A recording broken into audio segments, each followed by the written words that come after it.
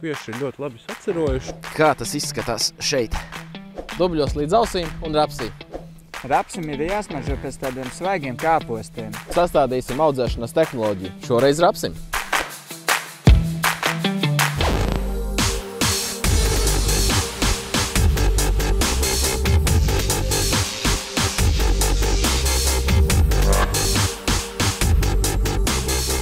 Par pirmo sezonu, par otro sezonu un par trešo sezonu.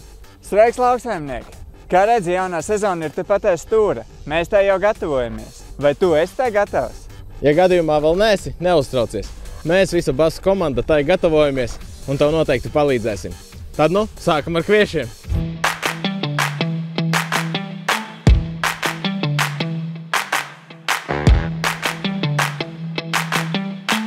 Sveiks, Māri! Redzu, esam kviešu izmēģinājumos. Pastāst lūdzu, vai arī šogad būs ziemas kviešu šķirņu izmēģinājums? Jā, sveicināts, Uģi. Jā, šogad mēs turpināsim. Un pagaidām tātad jau ir iesētas 20 šķirnes un tad gaidām vasaru. Kā ir pārziemojušas? Kā tu vērtē? Es teiktu, ka ļoti labi ir pārziemojis, ņemot vērā, ka iesēts tikai 12. septembrī. Kvieši ir ļoti labi sacerojuši un tad gaidīsim pavasari, kas tad notiks tālāk, jā. Šis, ja nemaldos, jau ir 3. gads, kad tiks izmēģināta šī fungicīdu tehnoloģija. Iepriekšējos 2 gadus T1 fungicīds bija priekšsvars ar kurbatūru un T2 Revitreks. Vai šogad pieturēsties pie šīs pašas tehnoloģijas? Visnotaļ, jā, es domāju, turpināsim ierasto schēmu. Tas jau ir atalgojis jau iepriekšējos gadus un domāju, ka tā ir sava veida arī liela interese zemniekiem, mums pašiem, kur mācīties un jā, noteikti turpināsim.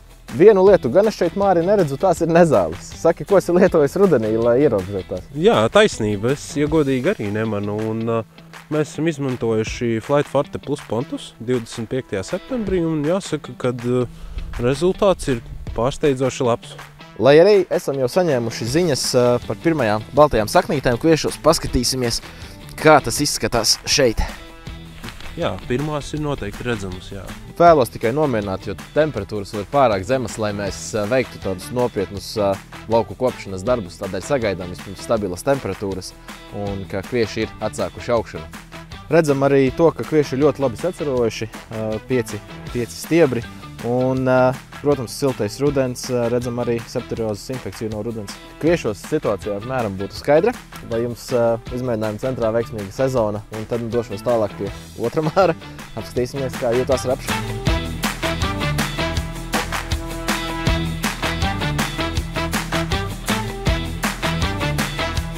Esam tur, kur pabeidzām iepriekšējo sezonu. Dubļos līdz ausīm un rapsī. Patiesībā izvērtējot to, ko mēs tagad redzam, man patīk tas, ko es redzu. Patiesi, lauks ir labi pārziemojis un arī biezība ir ok. Es teiktu, vēl ir pārāk teikt, hop, vēl ir tomēr marts un arī tagad pašlaik naktīs noslīd temperatūra līdz pat -5. Bet vairāk vai mazāk vismaz zemgalē šie lauki izstās labi. Un tagad īstenībā aktualizēs arī mums nāk ikdienā zvani, kā tad īsti izvērtēt, vai atstāt šo lauku vai neatstāt. Man liekas, tāds īsts atgādinājums, ko mēs arī stāstījām pagājušo gadu sezonas sākumā. Tam minimālajiem augu skaitam, kuram pēc ziemas būtu jāpaliek dzīvam, ir šie 7 plus mīnus augi uz kvadrātmetru. Un patiesībā mēs varam nodemonstrēt gluži vienkārši, kā varam pārbaudīt, vai šis rapsīts būs dzīvotājs vai nē. Ja tagad šodien ir 7. mārts, tad, respektīvi, es teiktu, uz kādu 15. 16. martu būtu jāvēro, viņš vēl ir par ātru. Bet princips ir vienkārši, ar nazīti vienkārši pārgriežot rapsīti uz pusēm. Pirmkārt jau izvērtējam, cik viņš ir stingrs, šī saknīte. Un otrs, ja nav, protams, kovids, pasmaržojam. Rapsim ir jāsmaržo pēc tādiem svaigiem kāpostiem. Savukārt, ja jau var just, ka viņš ir tāds mīksts, ļangans un pēc puvekļa smirt, tad liela iespēja, ka viņš tomēr izskatīs, ka nebūs pārziemojis. Ja gadījumā pārgriežot rapsi uz pusēm, redzam, ka augšanas punkts ir bojāts, teiksim, šis sals ir ticis tam klāt, nemetam vēl plinti krūmos. Ja augs ir no rudens spēcīgi attīstījies, tad pastāv iespēja, ka viņš varēs turpināt augšanu. Jāturpina vērot. Pagājušajā gadā bija daudz, kad īstenībā pieredze, ka tiešām šis augšanas punkts vidus bija pat papuvis. Viņš no sāniem izveidoja tagad tādu žagaru slotu, un patiesībā, es teiktu, raža ziņā neko nezaudēja. Tā kā Kā jau teicu, neteiksim hop, bet tas sākums pagaidām izstās cerīgs. Tradīcijas nemainīsim, dosimies un sastādīsim audzēšanas tehnoloģiju. Šoreiz rapsim. Savukārt, ja tev interesē audzēšanas tehnoloģija vai kviešiem, ziemas miežiem, auzām vai kādam citam kultūraugam, tās visas var atrast BASF mājaslapā, vai arī meklējiet tās jaunajā BASF produktu katalogā beigās.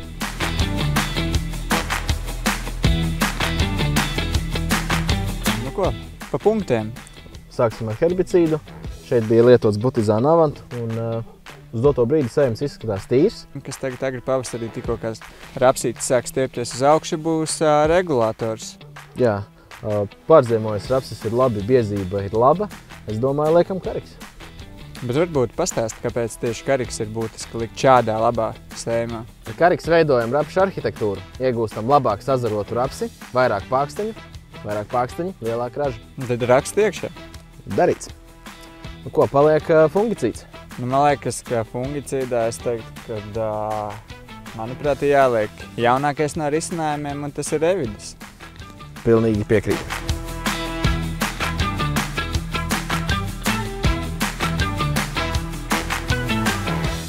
To, kā mums veiksies ar šo tehnoloģijas īstenošanu, noteikti arī sekosim līdz turpmākajās sērijās. Paliec ar mums!